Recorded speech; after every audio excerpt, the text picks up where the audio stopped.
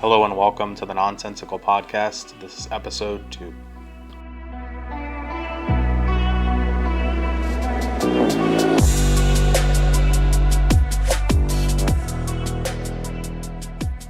All right. Hi there, everybody, and welcome into the Nonsensical Podcast, two hot guys with even hotter opinions. I'm your co-host, Sam Wilkerson. And Nate, why don't you tell the nice people what we're going to talk about today? Yeah, so I think today we're going to hit on some football. So it's week 6 of college football, week 5 of the NFL. If you guys like this podcast, let us know. Send us a review, send us an email, reach out to us on social media. We'll do something like this again. I know Sam and I both like football, so we could talk all day about this one. But yeah, about speaking of social media, while we're on the topic, go ahead and go follow us on all of our accounts. We have Twitter, Instagram, Facebook. We have a Discord if you guys want to join that. All the information is on our site, so go ahead and head to our website and find that info there. As far as podcasts go, I want to give a shout out to Briar Burke. Left us a 5-star review on Apple Podcasts, so thank you for that. If you guys ever want to shout out in the future, just give us that 5-star review, and we will say your guys' name on air. And thank you for that review there. Okay, so Nate, I have to ask, because we kind of talked about this last week off the recording. But is Briar Burke a real person, or did you just make a fake account so that we could get some good reviews? I will admit that I left a review under my name on the account, but Briar is not me.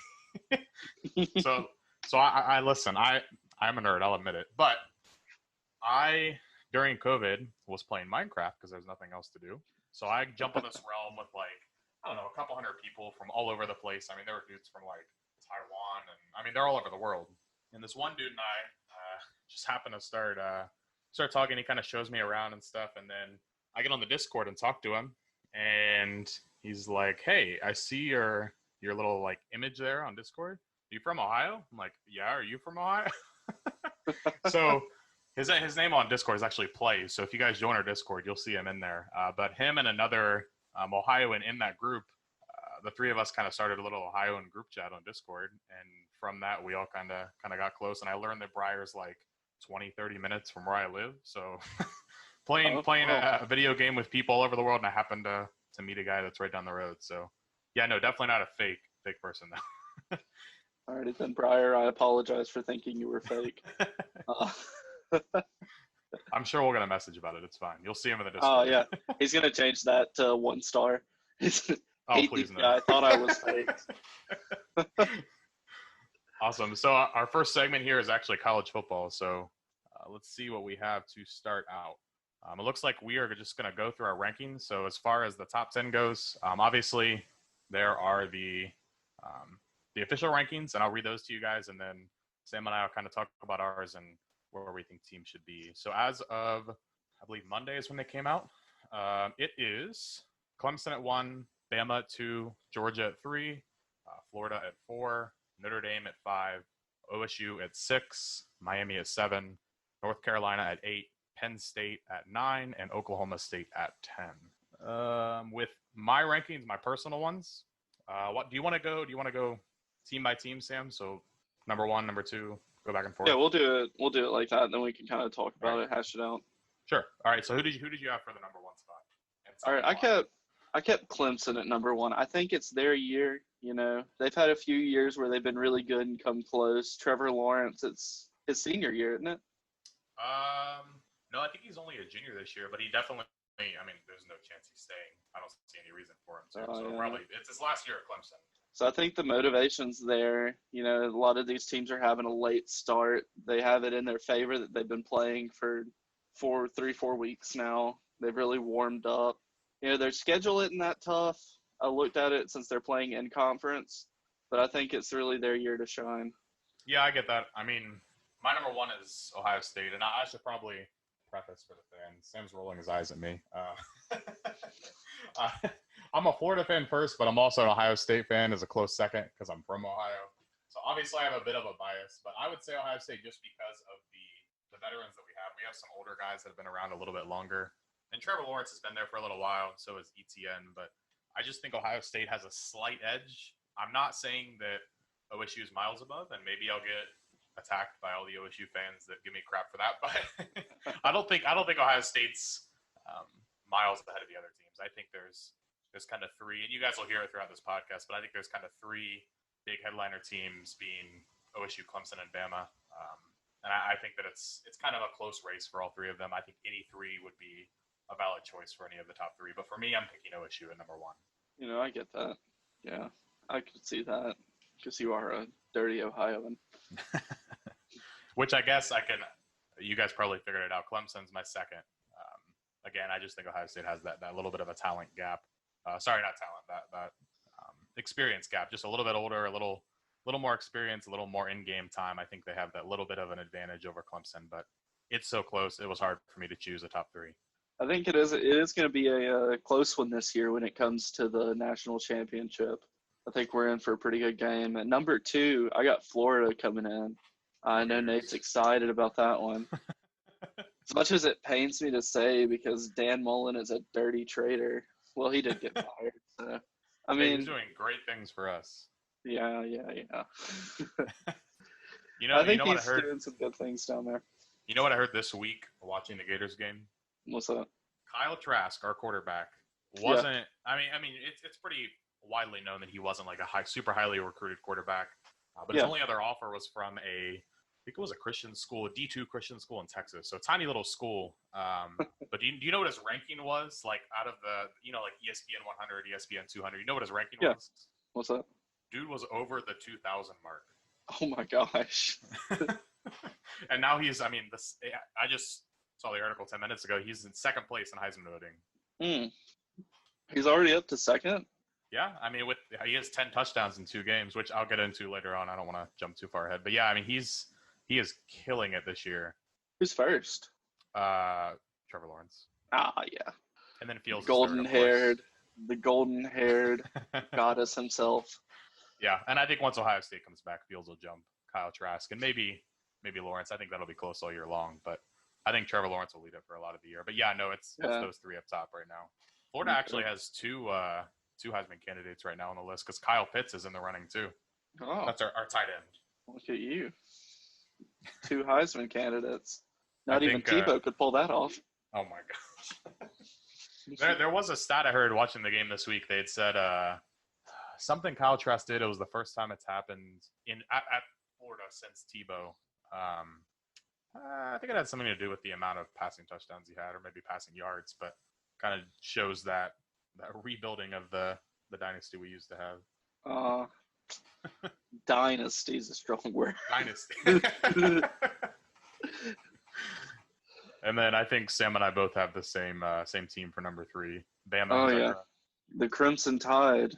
Roll Tide. Why do you have them at 3rd and not 1st or 2nd? I'll tell you why I have them there after. Well, I mean, they're always a great team. They showed that this week. They destroyed Texas A&M. I mean, last week they beat Missouri, but nobody was surprised about that because it's Missouri. If it wasn't for Vanderbilt, they'd be the worst team in the SEC. Amen. So they came out this week, and Texas A&M kind of held with them there for a while, and they really Alabama proved that they were a pretty elite program again. They pulled away and kind of put the Jets on, put a little distance between them. Yeah, I think they do that every year. I think the reason I have them at 3 is because they're just a little slower to do that this year. I think with the drop-off of losing so many players last year, just that rebuilding year is why I have them down a little lower. They would have kept someone, maybe like a Calvin Ridley or someone like that. Maybe I could consider giving them a 2 spot, but I think with just the amount of players they had to replace, I'm going to give them the 3 for that. Yep. So let's see at number 4. I got Ohio State at my number 4, rounding out the top 4. What would be the playoffs? The playoff cutoff right there. Yeah. I figured you'd like that. I at least put them in my playoffs. Yeah, I think that's a fair-ish spot. Even though I'm a Florida fan, I think OSU should still be in the top 3. But I like that matchup of OSU at 4 because it gives us a rematch against Clemson. So that'd be a good game. That one. Honestly, in the top 4, I think that'd be a good game because that'd be the 2 teams that, to me, have proved the least in the regular season. You look at Alabama's schedule, and they've got, since they're playing in conference, they've got to play, I think I counted They play LSU. They play several I think Mississippi State. ranked teams. Let's see. They play Ole Miss next week. They're not ranked. They play Georgia, Tennessee, State. They're not ranked anymore. LSU's at 17.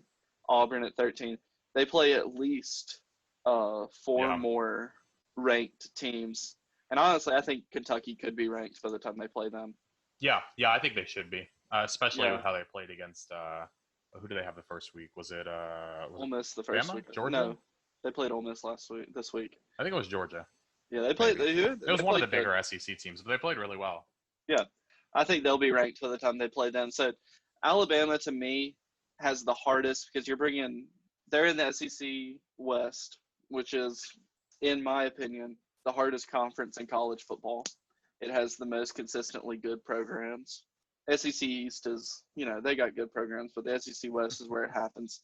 So you're bringing the SEC West and the SEC East together and seeing a lot of matchups that you don't usually see in the regular season, like that Alabama, Georgia. So I think that seeing Ohio State and Clemson come together is kind of like a prove yourself match. Yeah, I'd agree. I think that, and again, my Ohio State fans are going to hate me. I think that this is a rebuilding year for the Big Ten. I will stand by the fact that the Big Ten is the second best conference in the country, but I think this year is just not the year for the Big Ten. I don't think our record is going to show much compared to a team like Bama or Florida. I'm assuming that they're undefeated, of course, but I mean, a win against Ole Miss is a completely different win than a win against like Rutgers. I mean, Rutgers is obviously the worst, but still, I just think that there's a bit of a gap at the moment. I think 2-3 years ago, personally, I think the Big Ten was better. Just with Florida being where they were and Georgia and Bama really being the only two competitors before LSU jumped in. But with where the Big Ten is right now, with everyone rebuilding and Nebraska and Minnesota and all of them just kind of trying to put things back together after losing some bigger name guys, I think I would agree. I think Florida and Bama definitely have the hardest road there. But if they can both stay undefeated or have a single loss to the other one in the SEC championship, that'd be a good matchup. And then Clemson and OSU, I think, have the easier schedules of those four. So that would be a good matchup as well. Yeah, I agree. I have Florida at 4. Again, I'm biased, but my matchup would be a bit different. I'd have OSU and Florida, and Clemson and Bama, which I want to see OSU and Florida play. But obviously, I'd prefer that in the championship game. I mean, but I think those top 4 are kind of standard for a lot of people. In any order. Usually Florida you'll see at 4th or 5th, but for the most part, those 4 are probably really good predictions for as far as how the season's going to play out, with the exception of possibly Georgia. If Georgia beats Florida, they'll probably take that place. But yeah, I don't know about Georgia there. Who do you have at 5? I have Miami at number 5. I love the Hurricanes. I want a time when they are good because I think they're an exciting football team. I love the U. So that's one of those teams, and that my next pick is going to be for that reason too, is because I just like football. College football to me is better when these two teams are good. It's just more entertaining. Yeah, I would agree with that. I would say I have Miami at 5th as well. I would agree with that. I think that's a really good statement. I think that when you see teams like Miami performing well in Florida and Minnesota, Wisconsin, the teams that are like, they're more of the traditional football schools that are finally playing well again, and they're finally having that talent back that they had 10, 15, 20, 30 years ago. That's when you know it's going to be a good year of football. Even though it's shortened, it'll be a good year of football. It's quality over quantity. Exactly. See, what I want to see is a rematch of Catholics versus convicts, the Miami Notre Dame game. Okay. I could see that. For I some would reason, love to see that. I know that's what it's always called. For some reason, I heard convicts and thought Florida State. Could be biased. I don't know. Oh. The Jameis Winston play. It's. Oh well, I mean, Aaron Hernandez to you. Oh yeah. But no, I would agree with that statement for sure. And that kind of rounds out our top 5. These bottom ones all look pretty interesting. It looks like we kind of have some similarities, but who do you have at 6, Sam? I have Tennessee at 6. That's that same reason as Miami. Their color of orange makes me want to puke, but college football is better when they're good. It's the home of Peyton Manning, Tennessee. Did I ever say the school before I went on my little tangent? You said Tennessee. I got you. Okay, good. I understand what you're saying. I can't take Tennessee. I don't have them in my top 10. I would probably put them somewhere in the teens. I don't think it's their year. I think they have too many SEC challenges ahead of them that they're just not gonna win out. I mean, I could see them being like a 2-3 loss team, making it to a bigger bowl, playing a team like maybe, I don't know, Penn State, or maybe one of the other bigger Big Ten teams like Minnesota or Wisconsin, depending on how they play. But I I just an can't see entertaining them. bowl game. Yeah. I can't see Tennessee in the New Year's Six. That's kind of what I'm thinking. You know, if Clemson falls off, maybe they could play Tennessee in the Orange Bowl. Oh gosh. Or Texas. Like Texas has got that ugly Texas. orange too. That is the only orange that's worse than Tennessee. So It's growing the same up, orange. no, Tennessee's orange is lighter. Is it? Okay. Yeah. So growing up, every fall I would go to Gatlinburg, and every summer I'd go to Destin, Florida. Every fall it seemed like our family would go to Gatlinburg the week of the Alabama-Tennessee game. Oh my god. And that's back when they were pretty evenly matched. Yeah. So every restaurant we went to, if there were two of the most obnoxious fan bases to have to deal with during rivalry week, I think that it would only be rivaled if Alabama played Ohio State. I mean, Ohio State. I'm gonna stop talking. I'm gonna get myself in trouble. I'm an Ohio State fan, but I have the safety of distance. Ohioans have to drive 10 hours to get to me to hurt me. They don't have to drive as far to get to you. They'll see me walking down the street. So we'd go eat at these restaurants in the mountains, and you just look, and there is a sea of puke orange and crimson everywhere, just Roll Tide and Go Vols being hurled out of cars. But yeah, man, so that's just a little story to go along with my number 6. I have Penn State at 6. Like I said, I don't think it's the year for the Big Ten, but I think Penn State is good enough that they can take a top 10 spot. Now, I'd be okay with keeping them at 8, 9, 10, whatever. But I think that I just have them at 6 because the teams behind them I don't think are as good as them, with the exception of maybe Georgia. But I think Penn State is probably the second best team in the Big Ten, so I think they deserve a spot in that top 10 for sure. Yeah, that's understandable. I mean, it is the weaker conference, but so my next 2 picks are going to be, because I love a good underdog. I guess technically my next 3 picks are a good underdog story. Yep. If I don't have a clear preference in a game, I always root for the team that is set to lose, because I love an upset. Yeah. That being said, at number 7 of the University of North Carolina. Now, I have a little bit of beef with the University of North Carolina because Larry Fedora was at University of Southern Mississippi, where I go to school and am a fan. SMTTT, go Eagles. And he was a coach. He came in after – did he come in before or after Ellis Johnson? Ellis Johnson, our Ohio listeners, and pretty much any listener that doesn't live in my immediate area, Ellis Johnson was a notoriously infamous coach at the University of Southern Mississippi. He was awful. Only won one game his entire career at Southern Miss. Actually, no, I don't think he won any, because that was the coach after him that won the first game. We had like a 3-year losing streak. It was awful. Oh gosh. Yeah. See, we don't have losing streaks here in Ohio. We have winning streaks with the occasional loss. Let's see. Unless you count the Browns. I mean, the Browns are a different story. Yeah, I was about to say. A single win in 2 seasons. The Browns, the Bengals, the Indians, and the Reds. And you know what? We'll throw the Cavs in there too. And you would have talked to me about losing streaks.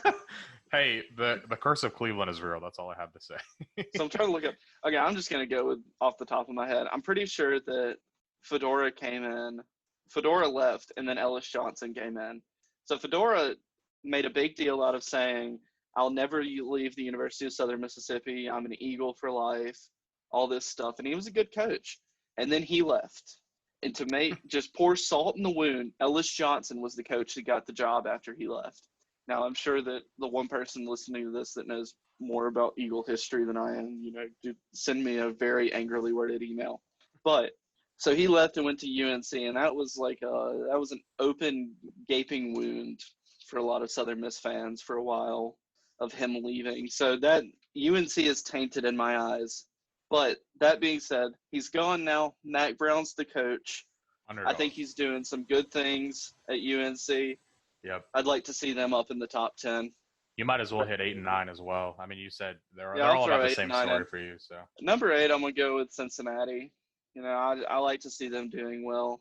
I like to see a good mix of teams in there. You know, your redemption arcs, your underdogs.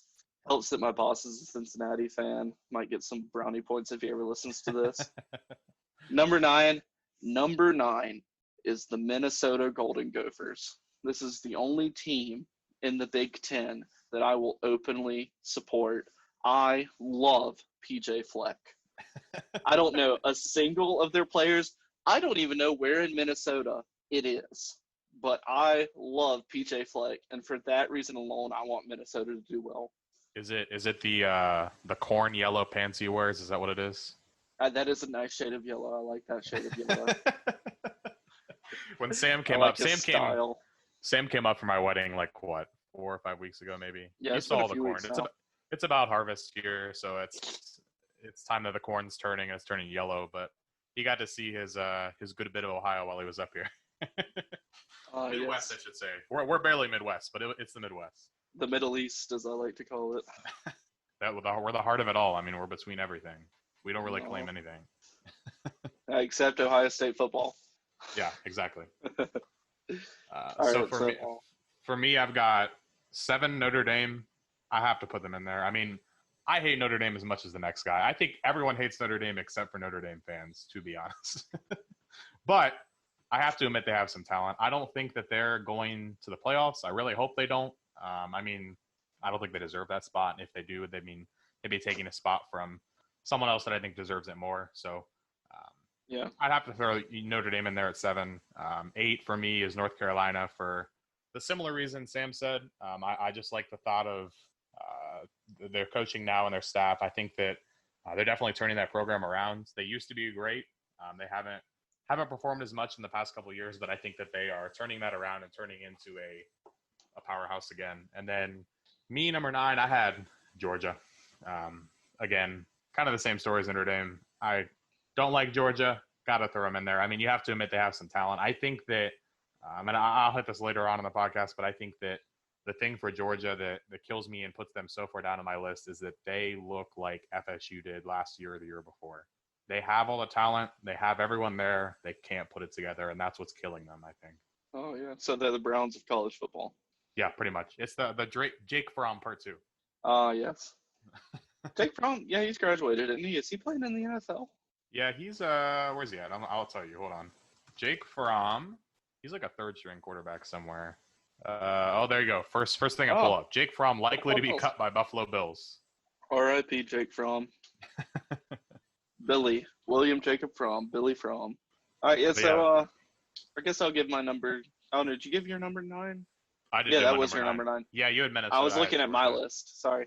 Yeah, so I'll give my number 10. My number 10 is Georgia.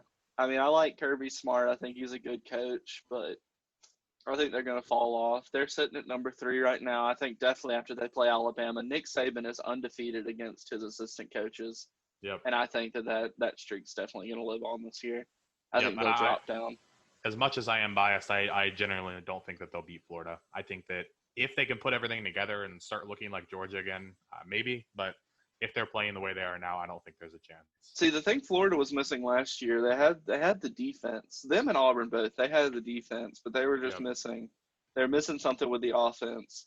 I really thought Felipe Franks might be your Tim Tebow part 2. Oh my! Your savior in blue.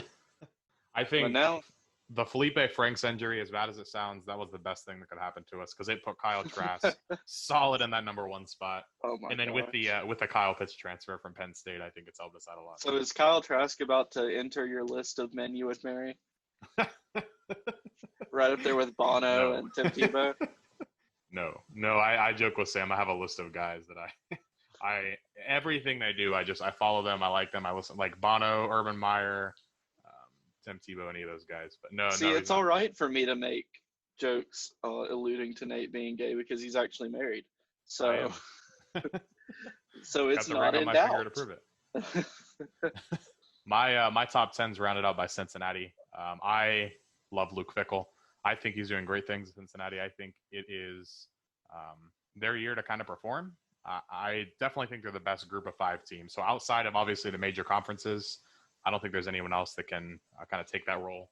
I think Houston's doing really well, and I think UCF is kind of falling behind. But those are really the only other 2 major talents besides maybe BYU that you could argue. So I think Cincy's taking that spot for me. I just don't know about the Mormons. May just be that I'm biased, but I don't know that they really showed out against La Tech, but that's not saying much.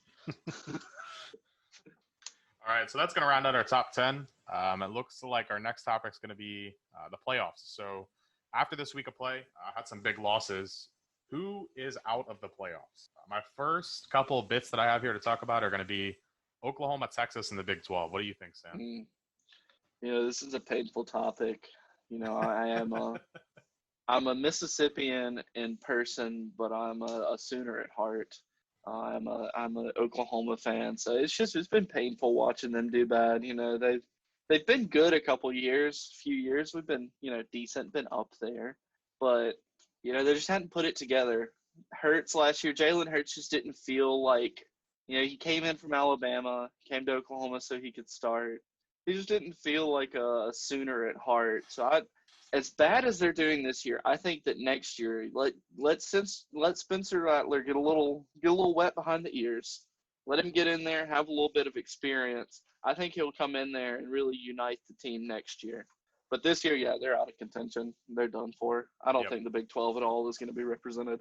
Yeah, I agree 100%. I think this just isn't the year for Spencer Rattler. I think he's just too young, too inexperienced. I think after this year, he'll be a contender for sure, maybe even a Heisman candidate next year. Who knows? But I think this isn't their year. And I actually have the Big 12 as a whole out. The reasoning, Oklahoma State's number 1 right now. They still have to play Texas, Iowa State, Oklahoma, and Kansas State. There's no way they're winning all 4 of those. They'll probably lose to Texas, probably lose to Oklahoma if Oklahoma can bounce back, and maybe one of the others as well. But I just think everyone's out. Even Texas, I think, just isn't performing like they're supposed to. I think Sam Ehlinger is a great quarterback. I think that he'll go to the NFL and have a great career. I just don't think that they're all they cracked up to be. Yeah, I think this week will be a good game between Oklahoma and Texas, the Red River rivalry. I don't care how many times you tell me it's the Red River Showdown. It will always be the Red River rivalry to me. I don't know. I just like the way that works together. But yeah, it'll be good. It's always a good game. It's always a big fun. Rivalry game. It's similar to Ohio State, Michigan. Even if both teams suck, it's still fun to watch. Yeah, it's always fun. It's like the I guess that's for a different reason. I was about to say it's kind of like the Penn State whiteout, but that's a different reason. That's just cool to watch because it's visually pleasing. All right, Sam. What about Auburn? Auburn. I really wanted it to be Auburn's year. I like the Gus Bus. I like to ride the Gus Bus. But I don't know. They had a terrible showing against Georgia. They kind of struggled with I'm stealing your point. I'm sorry. You're good. It's bad when you struggle with Kentucky. I don't care how good they're going to be. They're still Kentucky. They're a basketball school. I don't know. They still got a tough schedule ahead of them.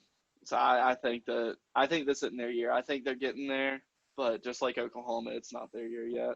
Yeah, no, I agree. I think that game against Kentucky really showed who they are. Just that struggle they had in that first half. I think that with who they have left to play to, I don't think they can survive. Even the game against Tennessee, I think I would probably take Tennessee in that matchup. So I think Auburn's out for sure. That'd be a good matchup. Yeah. Yeah, it'll be fun to watch. Yeah, I heard somebody say this week, if you want your quarterback to look good, have him play against Auburn, and that was definitely the case with Georgia. Yes. Ooh, I like the next point that you have on here to talk about. Yeah, the next one is going to be – are you talking about the next question or the next team I have? The next team. Yep. LSU's the next one. What do you think, Sam? I think that they are so far out. I love Coach O. I have a thing for all the coaches for these teams. I don't know. I like the coaches, but maybe it's because I deal with the players a lot at USM. Yeah. I shouldn't say that in case somebody from the school listens to this, but I definitely like the coaches more. But yeah, they're out. You know, they lost to State, which they lost to State at home in Death Valley, but they came back and they beat Vanderbilt like a redheaded stepchild on a school night. Yeah, but it's They Vanderbilt. took them behind. I know, but I always love to watch Vanderbilt lose. I cannot stand Vanderbilt. They've smacked Florida a couple times in the last couple of years, and it has annoyed the crap out of me. They did have some roasted gator last year. Yeah, I know. I don't want to talk about it. Yeah, no, I mean, I have the same reason. I think, and I have it on the sheet, 110% out. I think there's no question in my mind. I think where they had them ranked at the beginning of the season was the beginning to the end. I don't think they should have been ranked that high, and I think that that bit of cockiness kind of threw them off. And See, I don't think they where they should be. I don't think they have the what's the word I'm looking for? They don't have the tradition of an Alabama where Alabama can lose some players and still be in the top 4 in both of our rankings, because they have this tradition of bringing in. They have a tradition surrounding it. Players want to come play for Alabama because they know that no matter what, they're going to be in contention. I think out of the last 10 years, the worst record that Alabama's had has been a 3-loss season. So I don't think LSU has that yet. So they lose a lot of players. They lost Joe Burrow, Clyde Edwards-Helaire. Did they lose Justin Jefferson? Or is he still playing? I'm not sure. I was my next point was that they actually only have 3 returning starters this year, I believe, or maybe 5. It was single digits. So they lost a bunch of defensive players. And you see, I like Coach O, and I think that he'll really have something.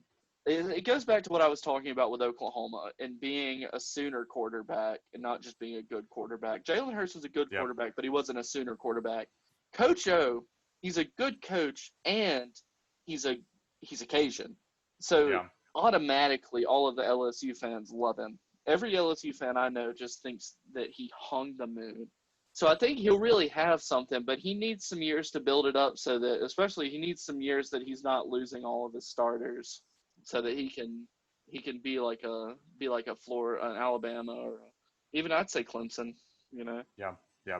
I think I would disagree as far as tradition goes. I think LSU has that tradition there. I just think. You think? Like you said, I mean, or like I said, I guess they only had like either 3 or 5. It was some really low number of returning starters, and I mean with that number of starters and like no depth, there's no way. And I mean, I think they should have been ranked in the teens, maybe even like the low 20s at the beginning of the season. That would have been more accurate, and maybe it wouldn't have gone to their heads as much. But I think that no, they just it's not their year. It's too much of a rebuilding year for them. That even before the season started, I had no doubt in my mind that it was not going to be their year.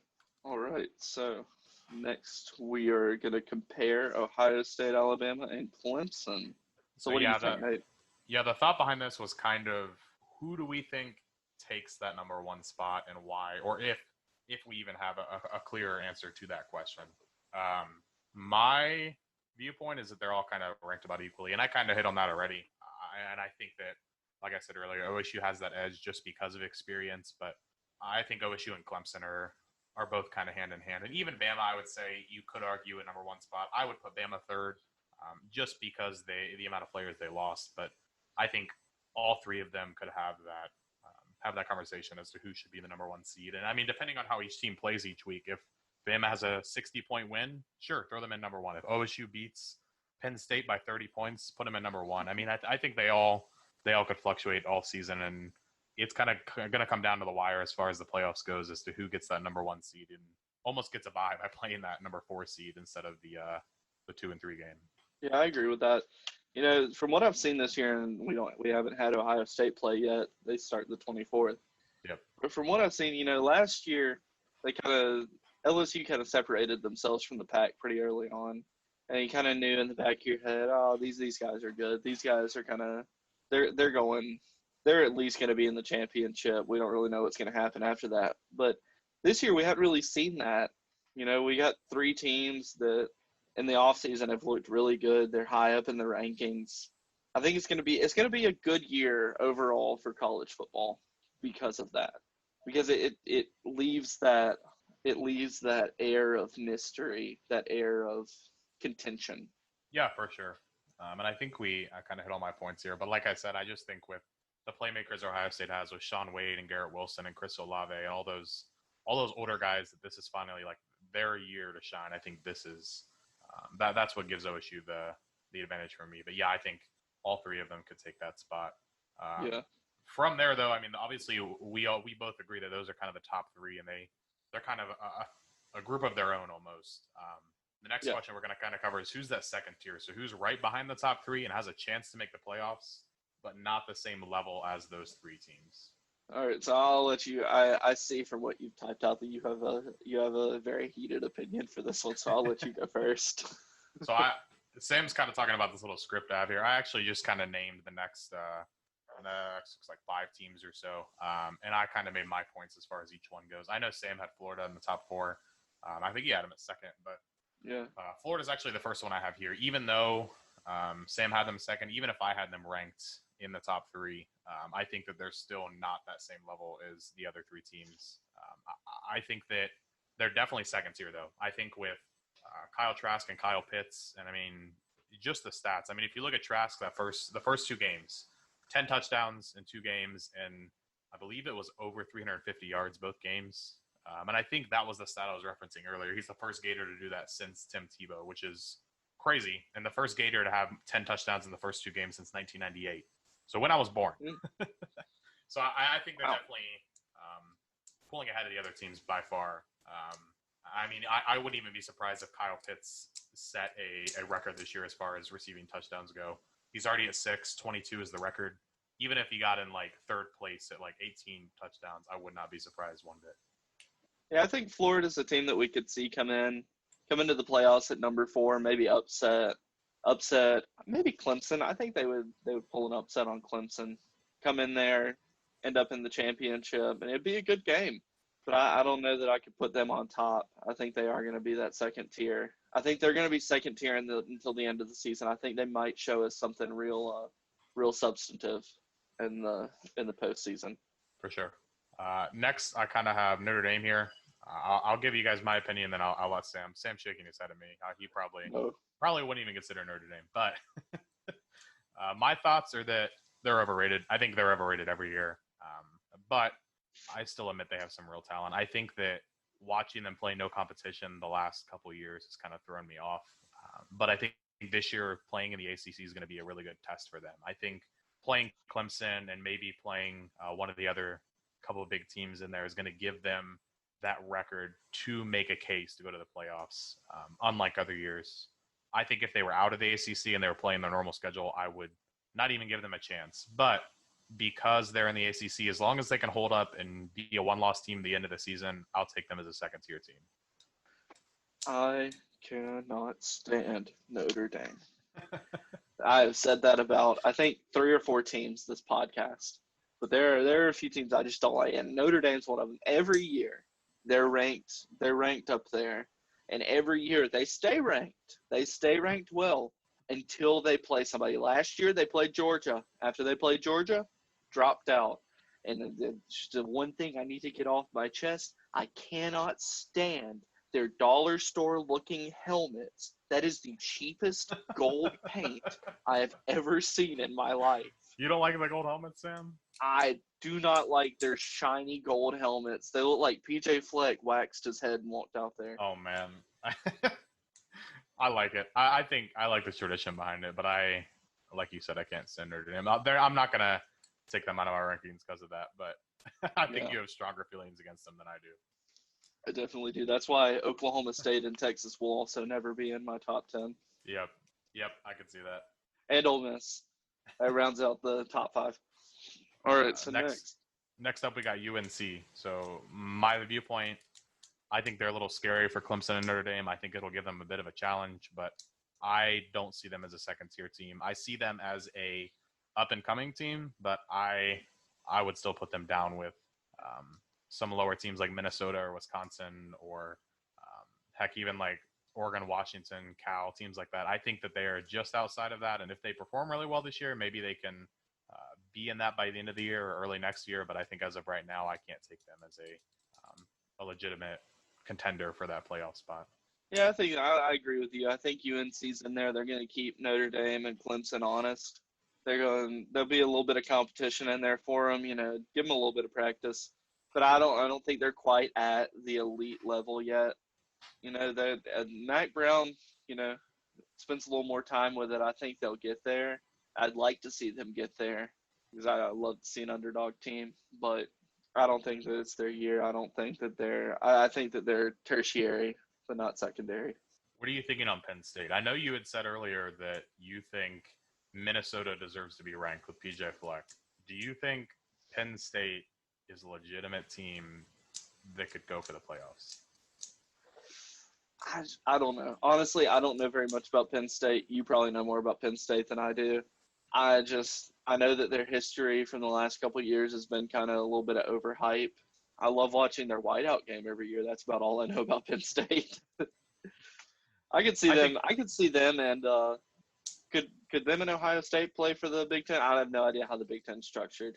They no, I believe they would take our spot. They're in the Big Ten East with us, I think.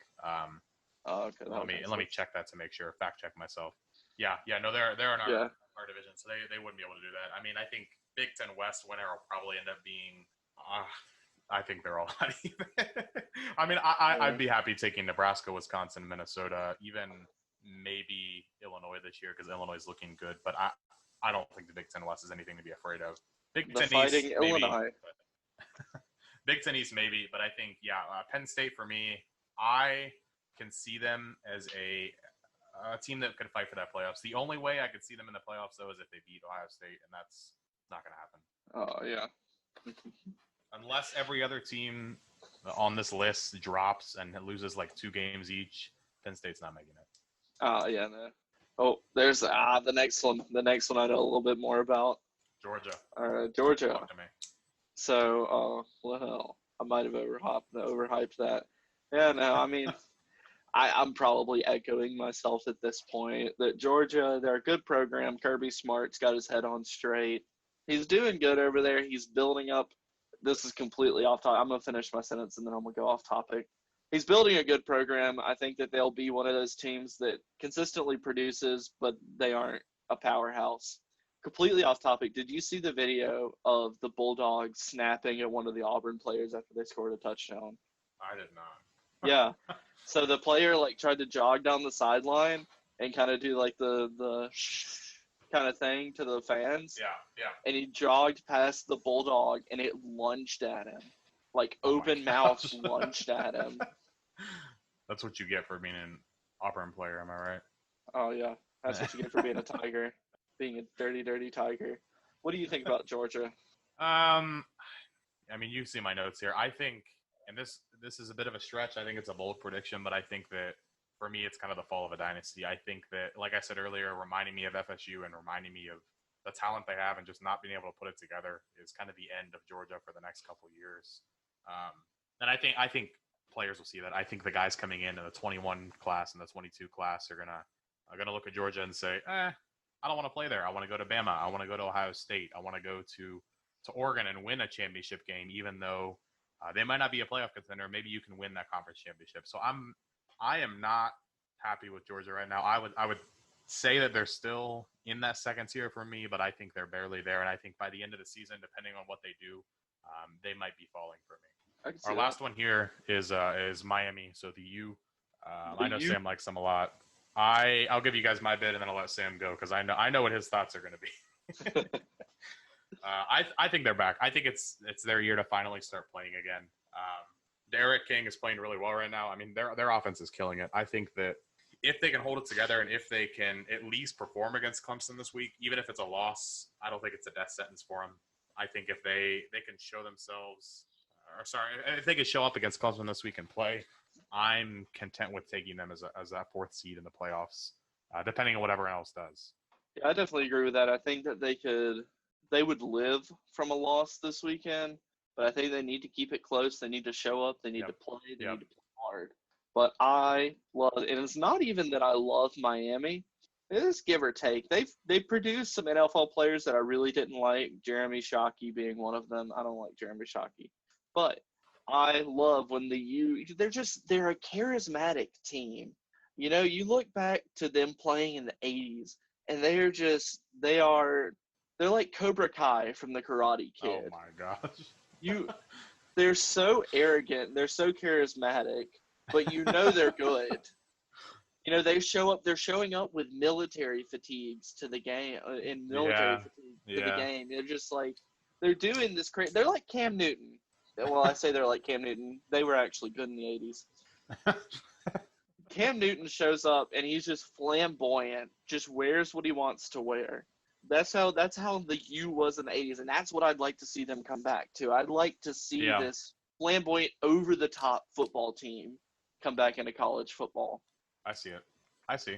All right, so next up, I think we are going to talk about conferences. So, Sam, with the loss in the Big 12, I mean, is there any chance this year that one of the conferences doesn't get represented? One of the big five. I mean, Pac-12, Big 12, Big 10, SEC, ACC. Obviously, I think it's pretty obvious at this point that we think that ACC, Big 10, and SEC are all going to have a team in it. Yeah. Do you think that there's a chance that neither of the other two get in? Oh yeah, very high chance. Honestly, it would be a huge surprise to me if the Big 12 made it. And I don't know, I think the only team that's ranked out of the Pac-12 is Oregon. And Oregon's another one of those teams that, you know, they're usually ranked up pretty high, but then they play somebody, they get knocked down. Yeah. But yeah, I think that there's a very good chance that we could see a Pac-12 and Big 12 lists championship this year. I think there's also a huge chance that we're going to see a double SEC. I think that that's my prediction, is we'll have 2 SEC teams in the playoffs. Yep, I would agree. I think that the Big 12 is out for sure, unless Texas does something crazy and wins by like 40, 50 points each game, which I don't think is going to happen. Oh, yeah, I think Big 12 is out for sure. Pac, besides Oregon, I mean, who do they really have to compete? As far as the SEC though goes, I think that this is the year they'll have 2 again. I think with Georgia and Florida being so good this year, well, not as much Georgia, but Florida being so good this year. I think as long as Florida can continue playing the way they're playing right now, they're going to take that 4 seed, assuming that they win out, except for that SEC championship game. Now, if Florida loses, I don't know. I think it opens the door for a team like Miami or a team like even Notre Dame being a ACC team that maybe ends up with 1 loss or 2 losses to a team like Clemson. Yeah. I think it might open the door for a team like that, but no, I don't think Big 12 and Pac-12 are making it at all. Is Miami ACC? Yeah, they're ACC. Oh, okay. Yeah, the ACC's got some teams this year. Miami, UNC, Virginia Tech, I think, is ranked for the first time in a while. Tech. They were who'd they play this week? They played Clemson, I believe. They gave them a little bit of a run, didn't they? Did they play Clemson? I can't remember. Hold on. Virginia they played somebody. Tech. Of course, they played somebody. That was. I didn't watch the game this week. Oh, they played Duke. Duke. They played somebody this year, and they did pretty good against them. Maybe I am just wrong. I am wrong. Maybe it was NC State that they played against. They did play NC They've got State. UNC next week. This week. Yeah, they do have UNC this week. This week's actually going to be some really good games. There's Virginia Tech, UNC, Florida's playing Mississippi State, Bama's playing. Who's Bama playing? Assuming that it's not a division. No, not Georgia. They're playing somebody. Not Ole Miss. They're playing Ole Miss this week. Oh, okay. Yeah, Ole Miss is killing it on offense, though. I mean, they're definitely putting it together. I refuse to give Ole Miss a compliment. Oh my gosh. Here you go. I'll tell you who's this week. Yeah, there's some really good. Texas, Oklahoma, Florida A&M, Virginia Tech, UNC, Tennessee, Florida Georgia. A&M, I think that's going to be a good one. Yeah, no, I think all of these are going to be good. Miami and Clemson's this week. How could I forget? Even FSU Notre Dame is going to be an interesting game. I hate both teams, but I think it'll still be fun to watch. You think with an upset this week, it might launch Miami into the top 4? Or you think it's going to keep them outside the 5? I think if they win, there's that's a good question. Because really the only reason that I can't see them in the top 4 is they would have to jump Clemson. And even with a win against Clemson, I don't think the committee would take them out of the top 4. Well, I get that. I don't think they'd take Clemson out of the top 4. And if Clemson's still in the top 4, Bama and OSU are going to be in there. There's no way that they're knocking either of those out for Miami. Yeah, I can see that. That is a valid viewpoint. As for the conferences though, so we've got the Big 10, SEC, ACC, I think those three are obviously the bigger ones. We have an obvious number one team, Bama, OSU, Clemson. Do you think there's an easy choice for the other two? Do you think the Big 12 or the Pac has a team that's jumping ahead of the others, or do you think they're? Oh, for the Pac, it's definitely Oregon. Wow. Yeah, I think Oregon is definitely the leader of the Pac-12. You're not going to give the chance to even Washington or USC? I give them nothing. I give Stanford, Washington State, Stanford. the Cougars. Wazoo. I think maybe if Mike Leach was still with Washington State, I may give them a little bit of a fighting chance. But I think the Oregon is gonna. I think they have the Pac-12 in the bag. Now the Big 12 is where the real rivalry is going to come in. That's the one that to me is a close contention of the race to the bottom. Yeah, no, I agree. I think if you put a gun in my head and told me to pick one, I'd maybe say Texas. I don't know. I mean, Kansas State showed that they could play under pressure when they played Oklahoma. TCU is looking really good this year. I have no clue, to be honest. Yeah. I think Oklahoma State. I think Oklahoma State's going to end up in the championship game against someone like Texas or maybe Kansas State, but I have no clue. Yeah, that's a valid viewpoint. I think it's going to be a close one. I'd like to see OU up there. That's me being biased. Is TCU in the Big 12? Yeah, TCU's in the Big 12. Yep. They beat Texas Tech, TCU. They upset Texas. TCU did, didn't they? Yeah. Yep.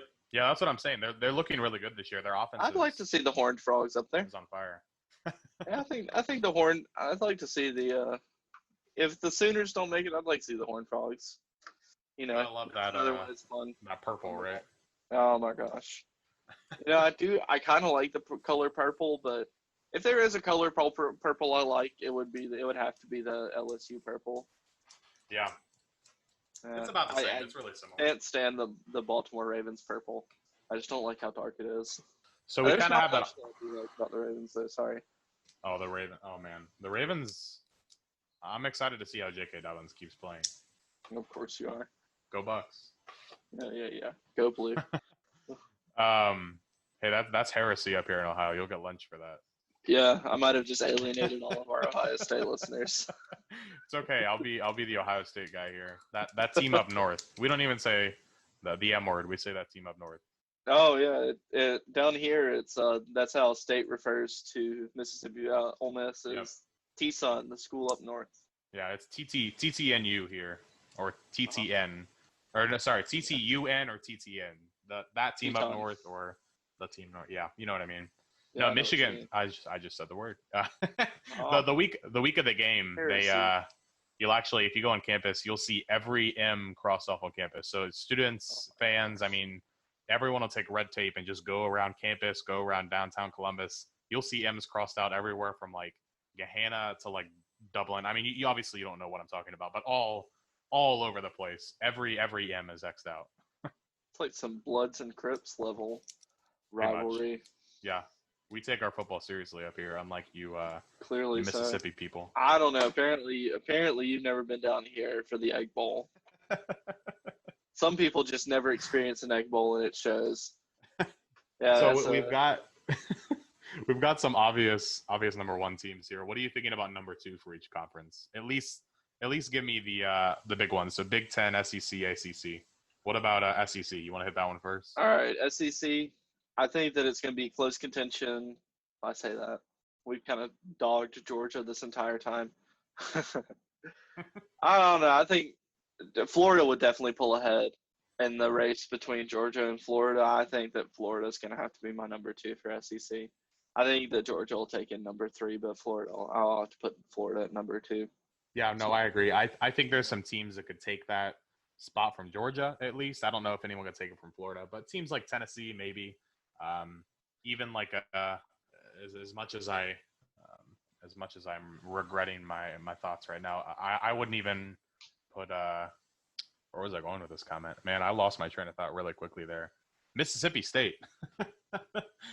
Mississippi State is playing pretty well this year.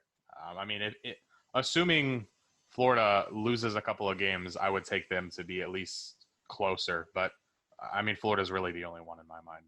Yeah. I see that. That's a valid point. What you think about the Big Ten? I don't know much about the Big Ten teams, so I'm going to send it over to you to be the authority there. Yeah, I mean, I think the Big Ten, like I said, I think this is a rebuilding year. I think that Penn State's probably the easy pick. Journey Brown is, I mean, he's a strong runner. He's that young talent that Saquon was. Now, I'm not comparing him to Saquon, but I think that he has that potential, that ceiling to perform like Saquon did in college. Kind of surprise people that don't know who he is. But outside of Penn State, I have no clue.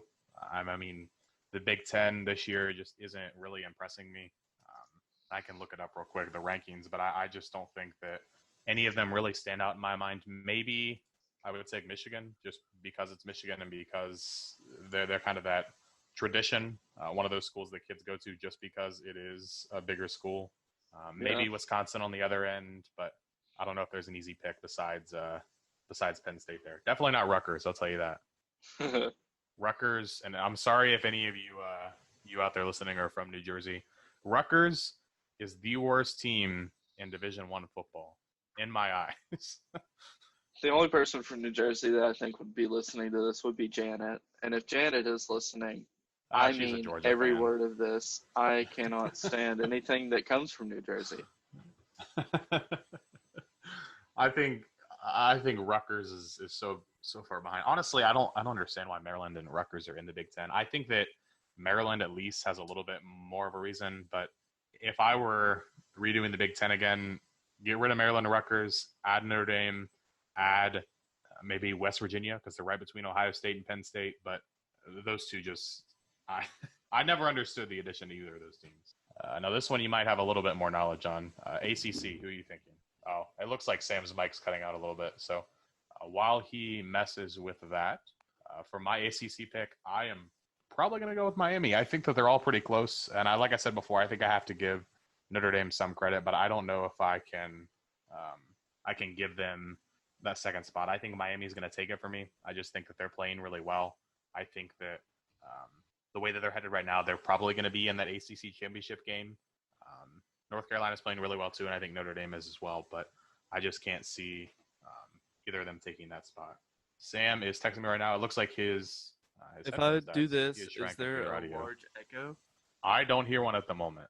You're a little fuzzy, but I don't hear it a ton. Okay, well, I'm going to have to do this because I'm a dum-dum and didn't charge my wireless headphones before we recorded, so they just died. You're good. What are you thinking about ACC, Sam? We're on the number 2 spot, right? I want to see. I thought Notre Dame was Indy. Are they in the ACC now? They're no. I mean, they're playing the ACC this year because of COVID, I believe.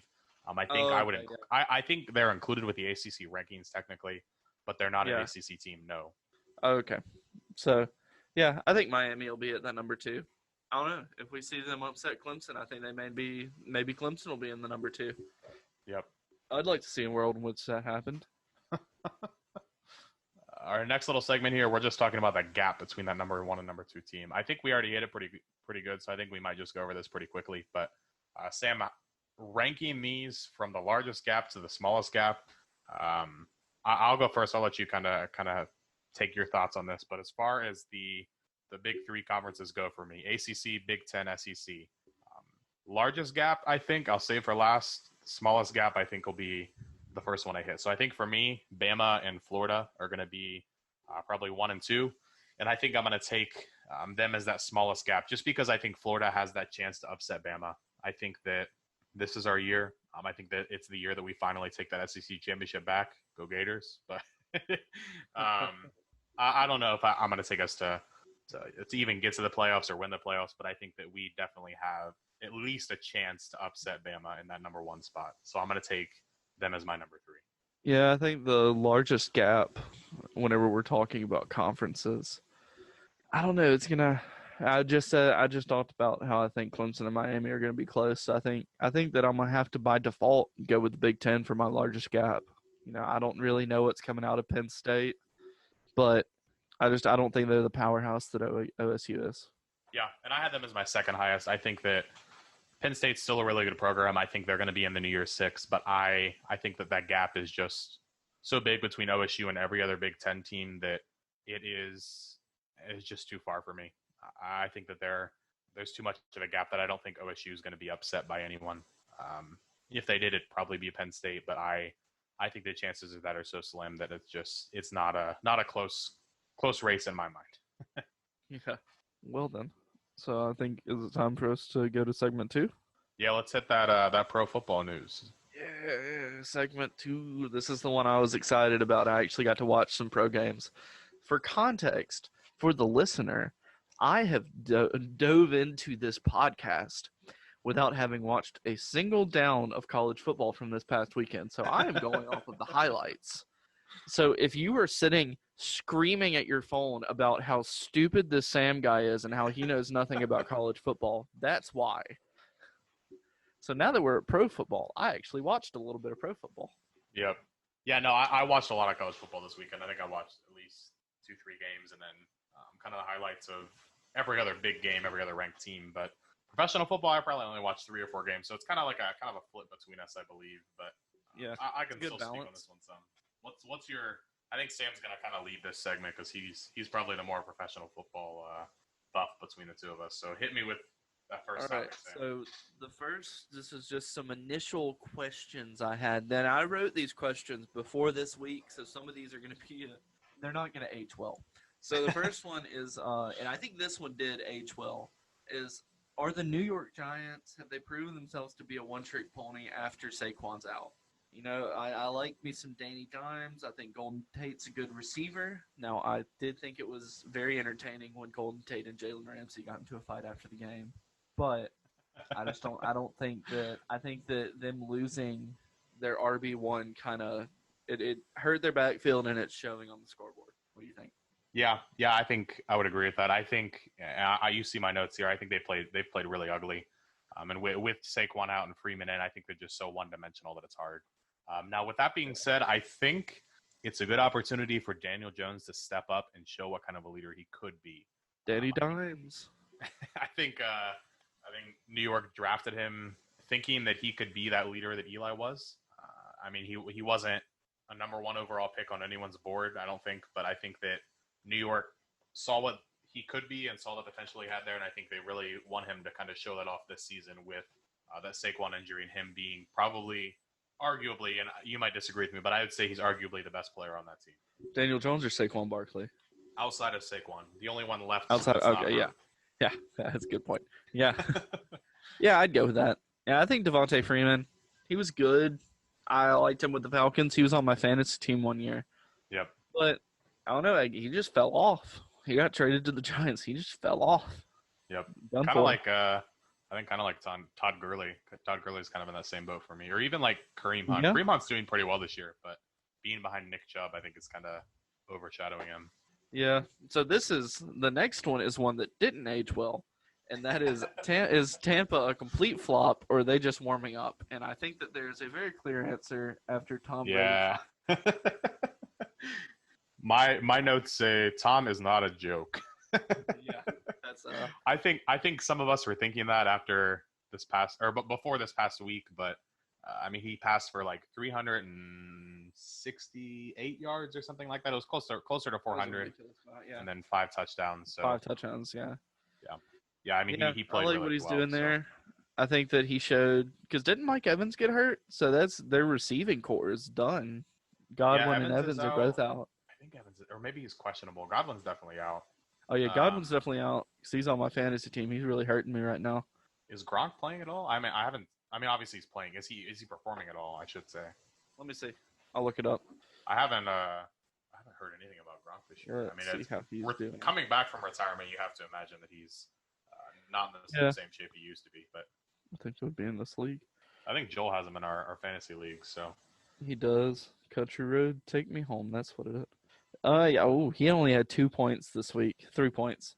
I thought that he would do better this week. That's why I sent in the group chat. You know, it's a good week to have Gronk. I thought he would do better, but I guess not. Let's see how he's done this year. I'm surprised Brady's not favoring him more, especially with Evans wide receivers and Godwin out that they out. have. Yeah, I'm surprised because I mean you saw what he did at New England. I mean the amount of favoritism he had there. I'm surprised he's not trying to pass to Gronk more, unless he just really does want to pass to those. Let's see. Those So wide receivers. To all spread it 4 out weeks more, of this year, he had 1 point at New Orleans, 0 against Carolina, 5 points against Denver, and 3 points against the Chargers. So very mediocre. Oh, yes. Hmm. Not very good. They have O.J. Howard, don't they? Who, the Bucks? Yeah. Is he still Let me tell you. O.J. Howard is at the Bucks, it looks like. He must be the backup for Gronk at this point. Oh, he's on injured he's reserve hurt. as of 9 hours ago. Injured reserve. I like Just like that half of the league. I like that his Instagram handle is the juice. Oh my gosh. The juice That's is loose. Yeah. Yeah. Let's see. Tributes that Let's OJ see name. what OJ has done this week or this year. OJ Howard or OJ Simpson? All OJ Simpson has done is made more Instagram video. See, I think OJ Howard has been at the tight end 1 spot. He had 10 points against New That would make Orleans, sense. 1 point against Carolina, 5 points against Denver, and 11 points. So it looks like at least in the second and third weeks they were splitting snaps between Gronk and OJ. They had the same amount. I haven't Feels watched weird them at saying all. OJ Maybe because they're he played tight end too. Yeah, maybe they're using them in more of a blocking role there. I haven't watched the Bucks at all, so I have no clue. I could be speaking. Speaking of blocking, this isn't a question that I wrote, but did you see Carson Wentz throwing blocks this weekend? Throwing. Oh my gosh. Throwing blocks, yeah, he It was took out me a there. second to get Who this. they put in? They had 2 quarterbacks on the field. I guess they had Hurts on because he's their second string. So Yep. they put Hurts in, and they had him at the tight end position. He was out there throwing blocks. Interesting. No, I Real did not know that. Renaissance man. See, I think that's something that's coming back in the NFL. We saw it last year with Taysom Hill, kind of a Renaissance man player. You know, they come in, they can play quarterback. He played some at receiver, running back, tight end. Taysom's just he's an all-around guy. He's a Swiss Army knife of a man. Yep. But I'll get back to the list here. Oh, and this is another one that didn't age well. Newton, the new face of the Patriots. Well, he's not right now because he's in quarantine. Yep. Yeah. But let me hear your thoughts on it. No, I think that Sony Michel, is that how you say it, Michel? I think that's right. It's not so, Michael, yeah. I know that. I think with that injury, he might be the face of the Patriots. I think that he's probably the only one that really stands out in my mind. I also think that they have a lot of work to do before they're a real contender. I'm taking the Patriots to be out of the playoffs running, even at this point. Yeah, I don't think that they're. I liked going into it. I liked the thought of, because I'm not a big Tom Brady fan. I don't like him. But I liked the thought of Belichick, staying and being kind of like the triumphant one out of that breakup, if you will. But now I'm starting to see there's not much to it. I think that the Patriots got to take a little time to rebuild. Yeah, for sure. So that brings You're really fuzzy there, Sam. Try making sure your mic's plugged in all the way or something. Something's coming through weird. That's a callback to the first episode when I didn't plug my mic in. Oh my gosh, it got worse. Did it get worse? Oh my, yes. How is it now? Still awful. See, it's I'm trying to plug it in. No, I'm not going to unplug it. You sound like Coach O.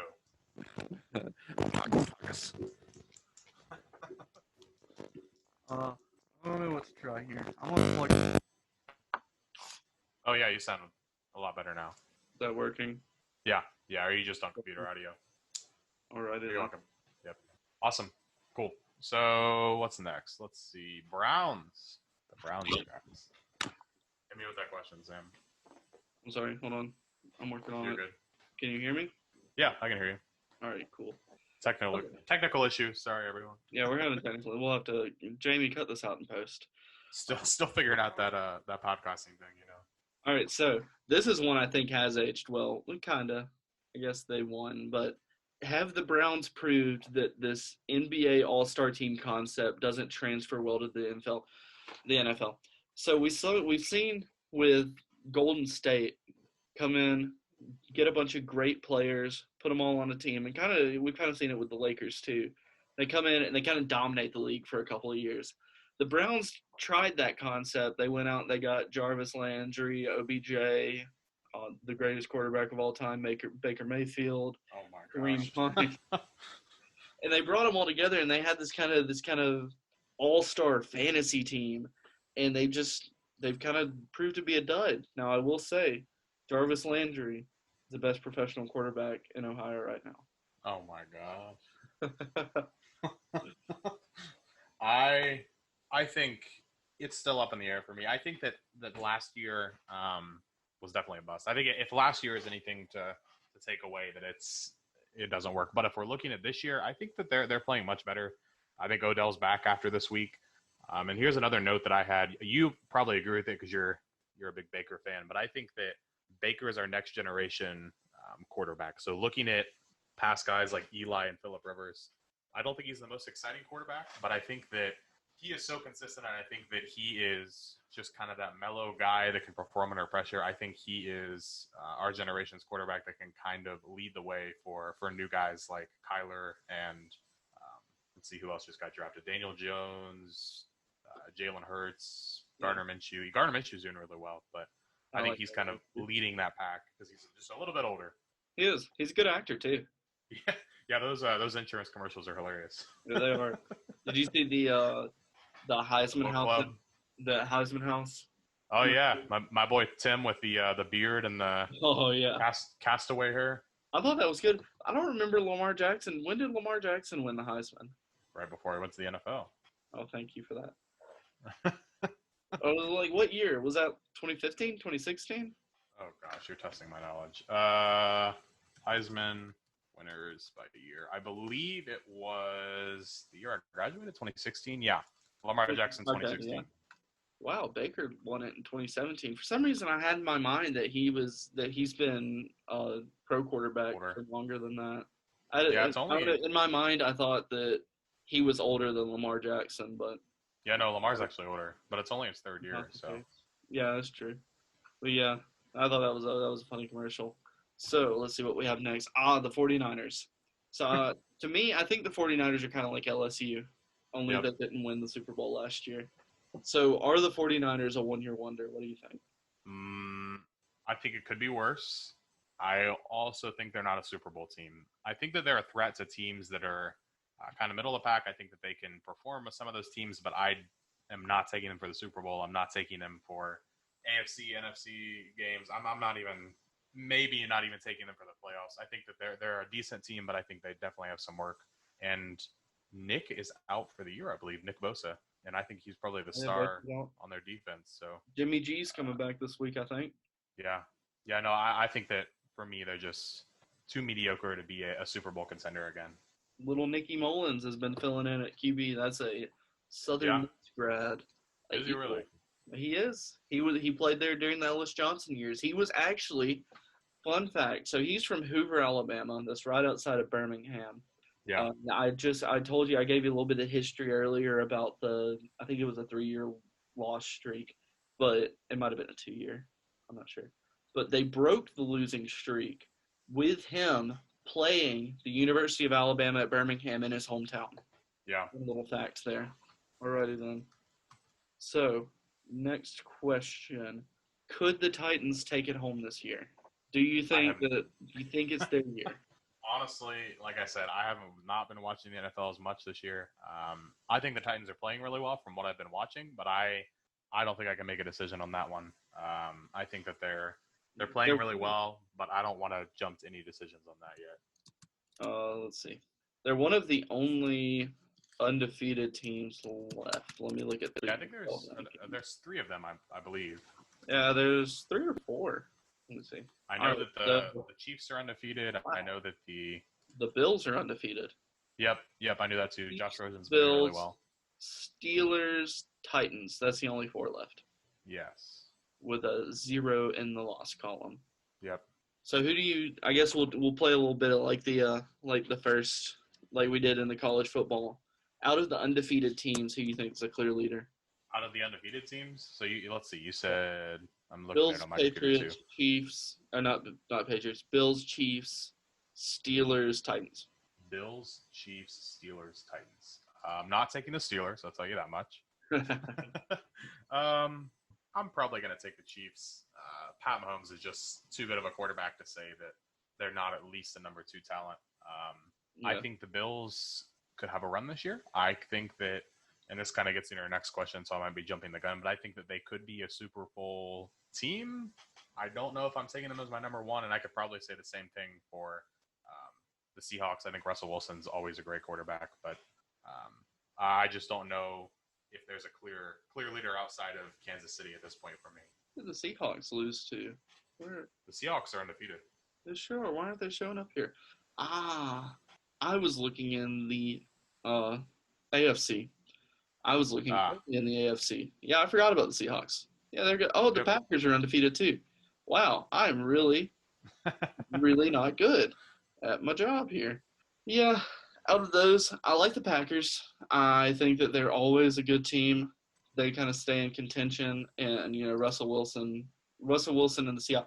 That being said, DK Metcalf, did you see the play where he started celebrating early and it got the ball knocked out of his hands? I saw the headline. I didn't actually watch it. Oh my gosh, that was absolutely ridiculous. I hope that Russell Wilson chewed his butt out. Oh my god. Because that was awful. The running back for Kentucky did the same thing. Like it was like usually the 10-yard line, I think, he started throwing out the peace sign. Yeah. Got tackled and then maybe that's the headline I saw. But yeah. I don't remember. But yeah, I like the Seahawks, but they need to have some discipline. Yeah. Yeah, no, I agree. I really like the Titans. I want the Titans to do good. Yeah, I think I like the Titans too, and I think they're close enough to me that I could root for them and get away with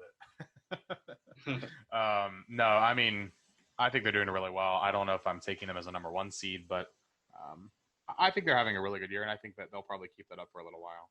All right, so let's do some dark horse NFL dark horse Super Bowl predictions. Yep. Who you think is going to make it to the Super Bowl? Oh, that nobody's really looking at. So you already heard me say I think the Bills are one of the ones that you could definitely make an argument for, and I think that the Seahawks are another one. Now, as far as dark horse goes, when I think dark horse, I think of someone who's doing really well right now that no one's talking about. That's really a long shot. So hear me out. I'm going to take the Dolphins. I think Ryan Fitzpatrick's playing really well. I think that it's a crazy thought, and I think that it's probably 99.9% not going to happen. But if we're talking dark horse candidates, I think if they can really keep it together and keep playing the way they're playing right now, they're at least a contender for that championship game. All right, so my prediction isn't quite as bold as Nate's, picking a 1-3 team, but I'm gonna go with the Browns. It's their first winning start since the 90s. Yep. I don't know when the last time they had a 3-1 start was, but it's historic. I believe it was 98 because that's the year I was born, and I think I remember seeing that. Yeah. So it's their first year. I just got done talking trash about them, saying that they aren't as cracked up as they are. But I think that if there is a dark horse team we're going to see in the Super Bowl, I think it's going to be the Browns. They're performing really well right now. They've had a couple of really high-scoring games. Close game with the Bengals, 35-30. They only scored 6 against the Ravens, but hey, it's the Ravens. Yep. Out of all of the other games they played, other than the Ravens, they've scored at least 30 points. Then we've got them playing the Colts this week. I think that the Steelers, they play them week 6. That's going to be their first real test to see where they stand. I think that's an equally yoked team for them.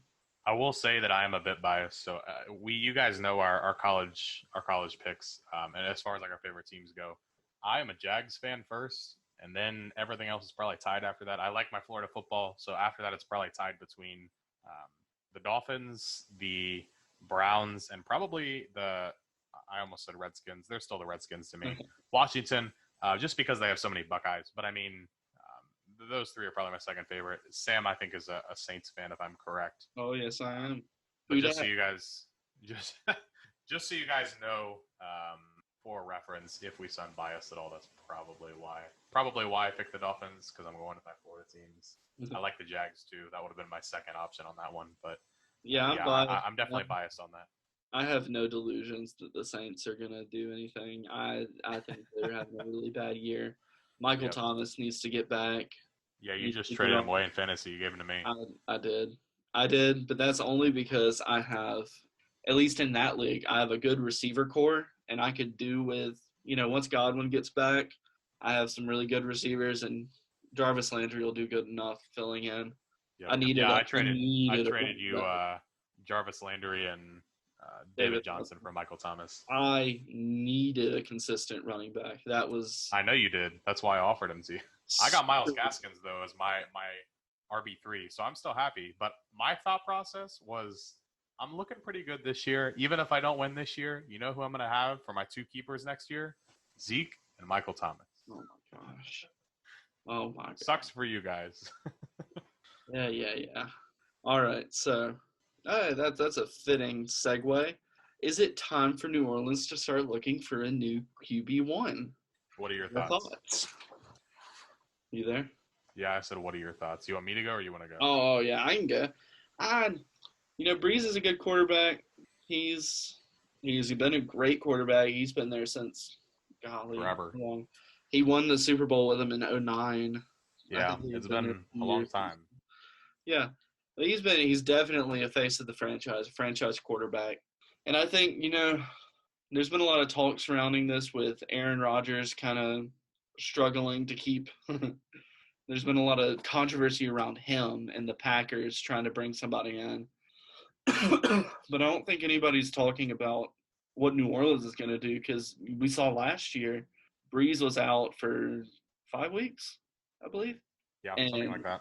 They split snaps pretty evenly between Bridgewater and Taysom Hill, but they didn't have they were missing that leadership element. So I think it's not time to replace him, but I think it's time to bring somebody on that can start building that rapport and start working towards being a face of the franchise.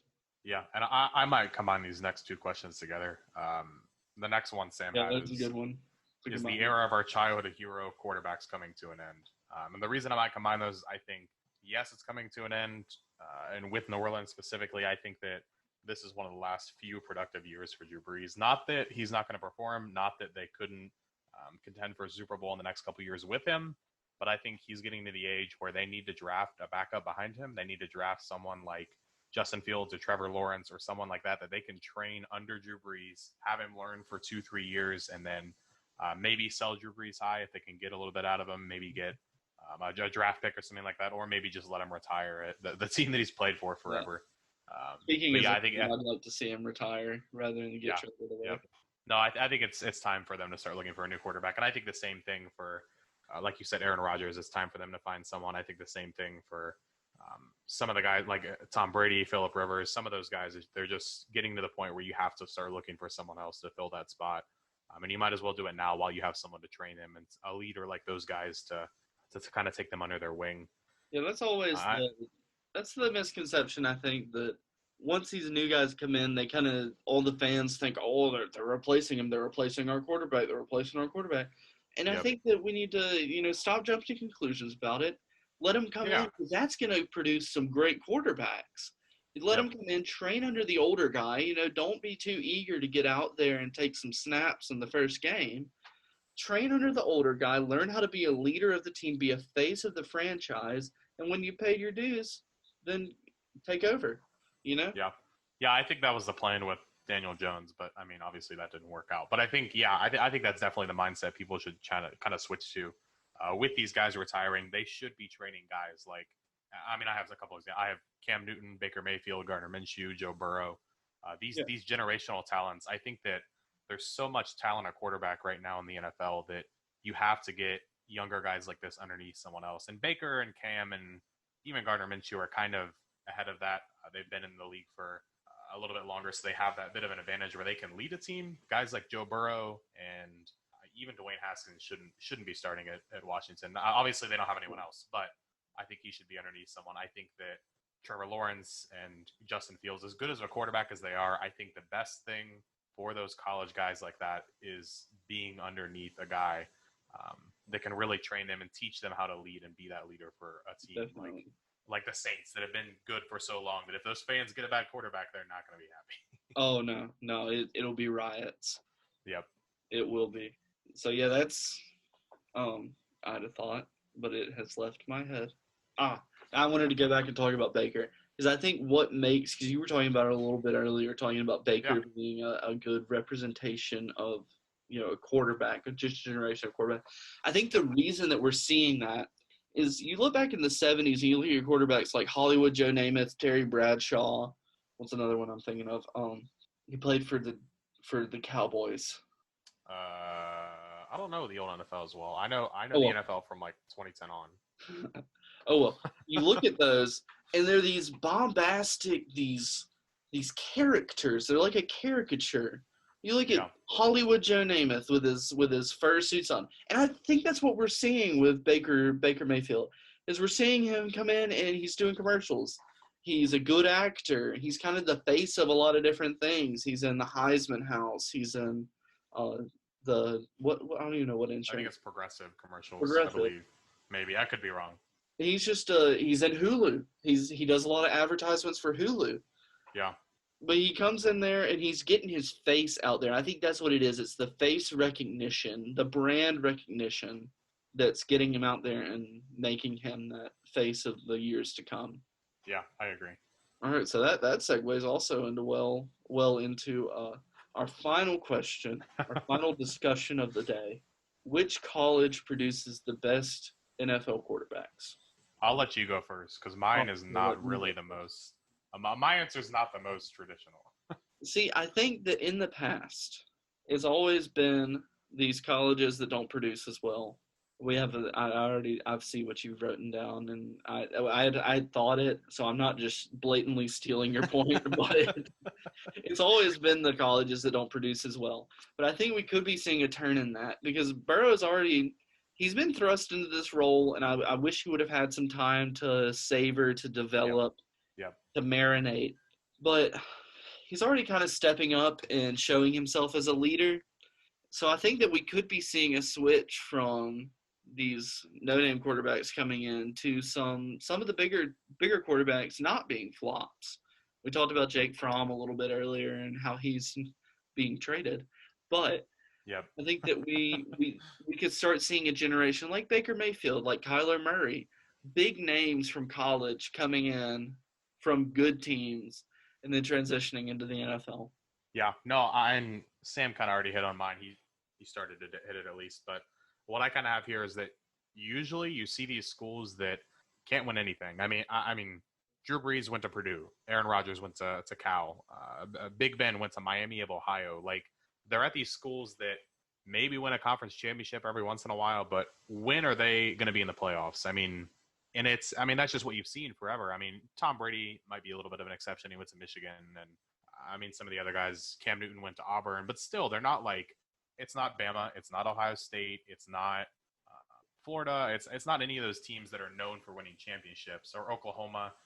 But I think, kind of like you said, it's switching over. You see guys like Baker and Jalen Hurts and Kyler Murray coming from Oklahoma, and you see how good they are, and you see guys like, and Ohio State's not as good of an example because they've kind of fell a little bit. I mean, JT Barrett was at the Saints for a little while, and he got knocked off the practice squad. And Dwayne Haskins is playing, but he's a Washington.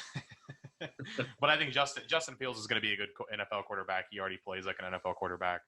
Trevor Lawrence is a good NFL is a good quarterback. He'll be a good NFL quarterback. Lamar Jackson coming from, and it's not as big of a school, I guess, but Louisville was really good for a little while there. But He kind the of year made plays whenever he was running up those huge rushing yards yeah. at Louisville. I Yeah, forgot but about you're- Deshaun Watson. That's another one. Yeah, you're definitely seeing this transition from quarterbacks coming from these no-name schools to being from the big schools, and maybe it's just a shift from our generation, like being so involved in social media and these guys getting so much attention with the media and just being such household names that maybe they are that good, and that's why everyone knows them and everyone drafts them. And maybe they're a little overrated, and maybe there's guys that should get a chance, but I think you're definitely seeing a transition to and maybe it's because you're seeing more professional football coming from schools like Ohio State and Clemson and Bama, and they're not just trying to run it up the middle every time. But I mean, yeah, I definitely see a transition from these no-name schools to being the bigger powerhouses that we have in college. Most definitely. Well, I think that might wrap it up today. I think that wraps it up. Told my wife I would be off the call about an hour and a half ago, so I should probably go. Yeah. Well, Thank you for listening. Thank you for listening to my incoherent ranting. I mean, Nate had some good coherent thoughts in there, but I know that mine was just gibberish, nonsensical, if you will. If you're still listening, please go onto iTunes, give us a 5-star rating, write something nice about us. That Nate guy sounds really sexy, something like that. I don't know. Follow us on Instagram, Facebook, like us on Facebook, follow us on Twitter. Come be a part of our Discord server. Have had some good engagement in there. Would love to have some more engagement in there.